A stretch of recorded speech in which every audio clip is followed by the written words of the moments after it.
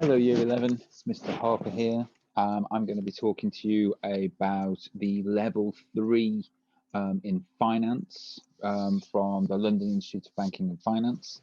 So this is a Level 3 vocational course. It is not an A-level in finance. It is actually called an applied technical. So it's in between an A-level and a BTEC and a CTEC. Okay, so it has exams, not coursework, but not exams like an A-level does. So I'm going to explain a little bit more about what it is, okay? First off, who is finance for?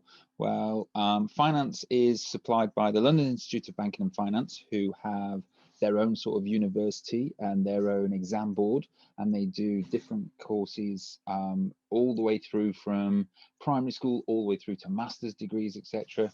But who is it for with regards to this course, the level 3?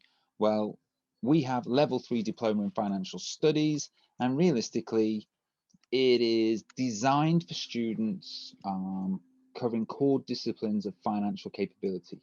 Learners, yourselves, are encouraged to become responsible borrowers, sensible savers, have an appreciation of the need for financial planning throughout your entire life. So in other words, who is it suitable for? Well, all young people it's suitable for, okay? It doesn't matter what type of GCSE you've taken, what grade GCSE you've got, finances are capable for everybody. Okay, now what it teaches you are a lot of things you will use for the rest of your life. Trust me, I still use some of the things that I teach the students with regards to helping me better off with my money all the time. Okay, and as we go through, I'll explain some of those. So why study finance? Well, as I said, it's not an A-level and it's not a full CTEC or BTEC. It's called an applied tech in the middle. It does offer you the UCAS points exactly the same as an A-level does, exactly like a BTEC or a CTEC does, okay? It offers you UCAS points at the end of year 12. It also offers you UCAS points if you carry on all the way through to the end of year 13, okay? It is interesting. It has lots of real world information. The whole thing, rather than just being theory, is pure, is a lot of application to the real world, application to yourselves, your parents, your family, businesses, the economy, the whole country, the whole world to a degree, okay? Now for me, it is something I've used, whether it was sorting out new bank accounts for my children, whether it was switching up, my gas and electricity bills, whether it was buying my own home, all of the things that I teach students in finance, I actually utilize on a daily basis. So therefore, a lot of people, when they go out into the world and they're thrown out, they have no understanding of how to pay bills, how to set up direct debits, how to sort things out. This actually builds those foundations for you, as well as offering strict information about the financial services sector itself, the regulators, how finance works, why we have finance in the world. Okay, it talks about risk, mitigation of risk. There's so many different areas. So for some of you people who may be thinking of doing accounting, this would be a good starting point. Some of you, though, some of you thinking just going into things like business management, it's a great starting point because to understand costing, understand budgeting, when you go into any type of business orientation, you need to know these things. Okay, so as I said, it gives you UCAS points. So here you can see LIBF diploma in financial studies, A star to E, graded just like an A level. Okay, it gives the exact same tariff points. If you were to look up the A star grade in a A2 or an A level of, I don't know, business, history, law, 56 tariff points all the way down to 16. Okay, so these are the points that universities look for when you apply for them, and there is the grade equivalent. Okay, so at the end of the 2 years, you would, if you got an A star, that is the same as getting an A star in an A level with regards to tariff points. What I must make clear is if you have a certain industry that you would like to go into, or a certain university that you would like to go into, it is worth checking in advance what sort of subjects they require for that course, what tariff points they require. If it just says we want 112 points, then you can choose whatever. If it says we would like 112 points, of which 2 of those must be from maths and economics, or I don't know, law and English, then you have to choose those subjects. Otherwise, you will struggle to get on those courses. Okay, so be aware. Make sure you are looking at where you want to go beyond, and that helps you choose your A levels. Okay, but finance does give points just like an A level. Okay, so key things you want to get your head around is in year 12, the key content areas are the importance of financial capability in the immediate, short, medium, and long term. Okay, so this is understanding why you need finance, what you need it for, where you're getting it from, where you're spending it, how you're spending it, how you're planning for it, how you're budgeting for it. Okay, right now the second, as in what you're going to, what money do you need today, what you're going to spend today, through to what do you need in 20, 30 years time. So for example, right now today we may need something to get from Costa or from Tesco. Realistically, you should all still be at home keeping yourself safe, but occasionally we have to pop out for emergencies. Now, a long term could be you want to buy a car, you want to buy a house. Okay, how are you going to get the money available? What are you going to do? How are you going to be capable financially of getting a house? We need to look at who the financial services providers are, how they can help, what they provide, why they provide it, what are the purposes of them, how you can borrow, budget, how you can do cash flow forecasting, all linked perfectly with other subjects, okay, and with your real world. The impact of external influences at different stages in a personal life cycle. You learn all about the personal life cycle, which goes from being born all the way through to the end. Now we look at different stages of your life, how finance will change or how you will change with finance. So think about it. Right now, you guys are 15, 16. What you need money-wise and what you can spend and how you can save is very different to when you were 5 or when you are 55. Okay, the things you need, the things you want, the access you have all changes. So we have to look at the product, the personal life cycle. We also need to look at the risk and the reward in managing your finance. We have to look at things like opportunity cost. If I spend money on one thing, what happens to the others? Can I afford more than one? How will I manage the risk? What if I borrow money? What if I do this? What if I take credit out for a car? There are so many things that you do every day, your parents do every day, that actually finance is essential for.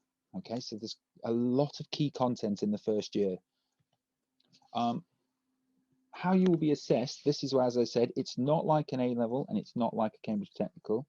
You do sit exams, okay? And in year 12, you will sit a unit 1 and a unit 2. Now, the way it works is unit 1, you will sit in January, and unit 2, you usually sit around about March, April, sometimes June, depending on how the exam boards work, okay? Now, both units are split like this. You have a part A, which is a 45-minute multiple choice exam, which is done on a computer. And then you have a part B, which is a 1 hour, 45-minute written exam, where you are given a pre-release case study in advance to work through to prepare. Okay, we don't know what the questions will be, but we know what the topics might be based on the topic of the case study. Okay, and the case study will be used to answer questions in the written exam. Now, these exams will be sat on different days as well. So it's part A and part B on different days, usually 1 or 2 days apart. Okay, and you have to do that for both unit 1 and unit 2. To complete year 12, you must pass minimum every single part of each exam. So that means you must pass unit 1, part A and part B, unit 2, part A and part B, okay, to be able to move on to the next year. So year 13, the diploma, it builds on what you've learned in year 12. It tops up some of those points and then it expands on it further, because before it was about capability, understanding how to do with it and how to deal with finance. This time around, it is about sustainability. For many of you who've probably studied geography or done things in citizenship, sustainability, the ability to keep doing what you're doing now without damaging it in the future. Okay, so how can we keep maintaining the way we run finance without causing issues for the future? Okay, so many of you may have heard of things like the global financial crisis. We've got the current COVID crisis. Finance hasn't been able to work the same way. We've got lots of changes. Okay, so we need to get our heads around that. And within the year 13, you explore more about political, economical, social, technological, ethical, legal impacts on yourself and on the industry itself for both the medium and long term. Okay, so it's quite more in depth. It goes a little bit more in depth, feels a lot stronger like the A levels here. So key content, sustainability for us, the consumer, sustainability and finance for the industry. Can the businesses keep doing what they're doing? All those external influences on financial decision making. So does your social background, does your economic background, does where you live in the world affect the decisions you guys make with finance? Does it affect whether you take credit or not? Does it affect whether you invest in the stock market or not? Does it affect whether you take a loan or not? Okay.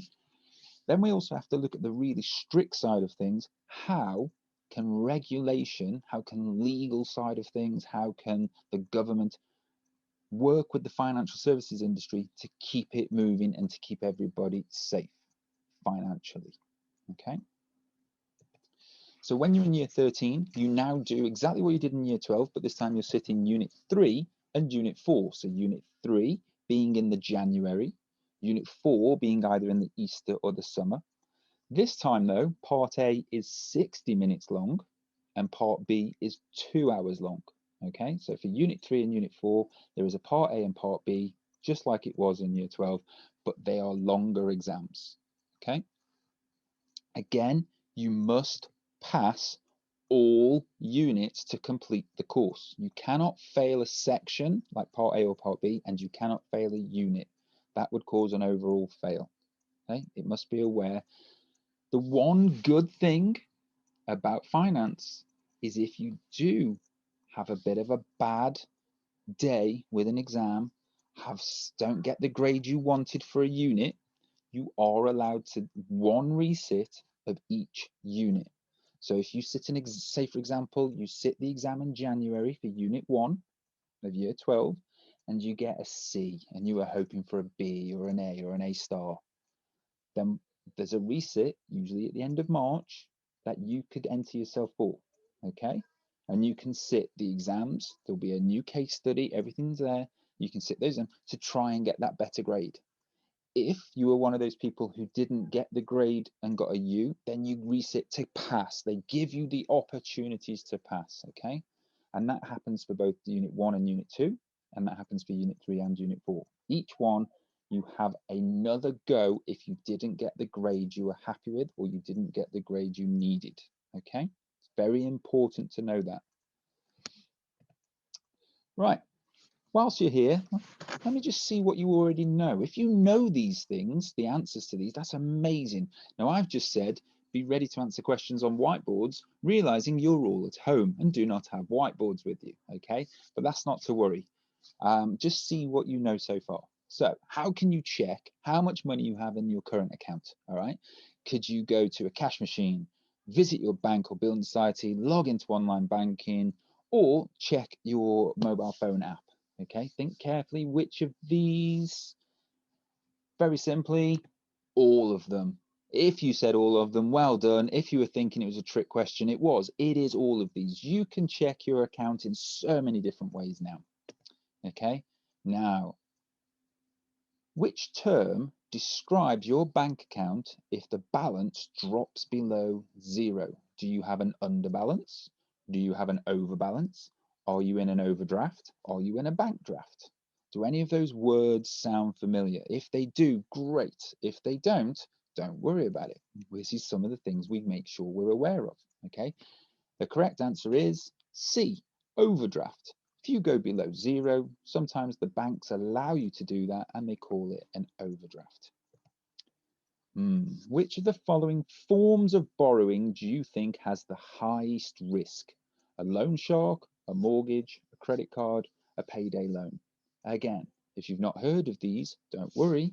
Have a guess. Think which sounds like the worst. Okay. Well done to everybody who said loan shark. Yes, the correct answer is A. Technically, they are illegal. Okay. Mortgages legal, credit card legal, payday legal. All of them have a lot of risk associated, but a loan shark is a lot more risky because it's usually an illegal form and they're not as nice when they ask for their money back. Okay. All right. They see there's been a lot of adverts recently about this. Why is your credit rating so important? Is it lenders will consider your rating when deciding on whether to lend you money? It can impact the interest you get. So if you take a bank loan, how much interest you have to pay. Your rating can affect how likely banks and building societies give you a mortgage. Your credit rating is important because it lasts for 6 years.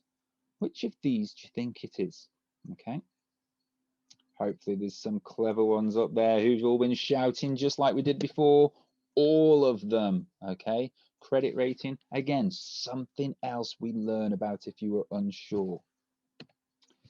Which of these is the most important bill to prioritize if you are in a financial deficit? So which of these bills do you have to pay first? Your council tax, your broadband, telephone, internet bill, your water bill, or your digital TV package like Sky or BT or Virgin, etc. Okay, which one do you think you have to pay first? Which is the most important? Well, this is one of those things where we need to understand what we mean by bill paying. The answer is council tax. Now, some of you probably all shouted broadband because without broadband, you can't do anything. Well, technically, if somebody who lives in a house doesn't pay council tax, they can go to prison. If you don't pay broadband, water, or digital TV, they just turn it off, or they make you pay it back over a longer period of time. Council tax can actually send you to prison, so therefore is the most important of those to pay. Okay. Again, all of these things will be things we go on into more depth, we cover, understand why these are there. All right. Lastly, I'm just seeing if this works. Yeah. Yes, there we go.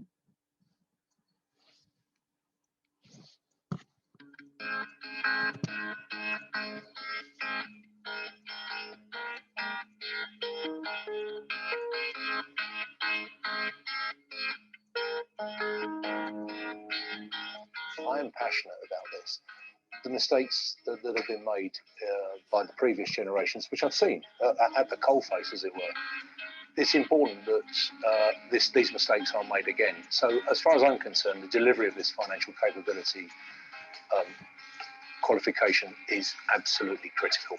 Being financially capable is going to help me a lot in the future, and I definitely feel now that finances open me up to the real world rather than being in the bubble of school. I think it gives them awareness of what the real issues are in the world. A lot of them don't know a great deal about mortgages, overdrafts, that sort of thing, and it just enables them to cope much better in the real world. Certainly our students who go into university benefit from it enormously. I chose to study financial studies because I wanted to learn about real life things that will actually help me. It's something that you don't learn in maths and science. You can actually apply it to stuff you're going to do in later life.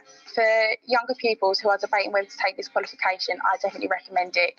Considering it got me an interview at RBS purely because I've taken this qualification, I believe it can help you. There's no wrong in it. It can help you learn for mortgages, for finance reasons, for insurance policies, and I think it's just something really good to have. A great example of me being able to put this finance through my day-to-day life would be is I'm planning a holiday. And I work at Nando's, so when I get paid, I make sure I put some money away. I've created a budget for myself, so I know how much I need to save each week to be able to meet the goal before the end of summer, where I can go on the holiday and have enough money for my spending as well as being able to pay off the holiday. Going forward in terms of university, for example, one of the first things you're told in regards to university is that you'll have to get a loan, and that's scary for young people. Financial education is about taking away that fear factor and making them understand that, finance is something to become embraced, and the more you know about it, the better prepared you are for the future. I think being financially capable for myself is a really good thing, because I want the nicer things in life. I want to be able to support a family if I ever have one. And I think that comes through knowing what you can spend, knowing what you need to have financially. I definitely have more of an interest in it now. Like if I'm watching the news, I know what's happening more compared to other people who don't do the subject. If I'm watching the news with my dad, I now know what he's talking about and what the news is talking about. I think the thing I'm looking forward to teaching the most about financial education in the lessons is the things that they're going to come across soon when they leave school. So things like possible things like loans, or if they're getting possibly cars on finance, and open up different types of bank accounts, things that will really be useful to them in the future. Finance education for me and financial capability is about the students being able to go home and wow their parents with their knowledge, that maybe they can actually know more about finance than their parents, and even help them with their decisions as well.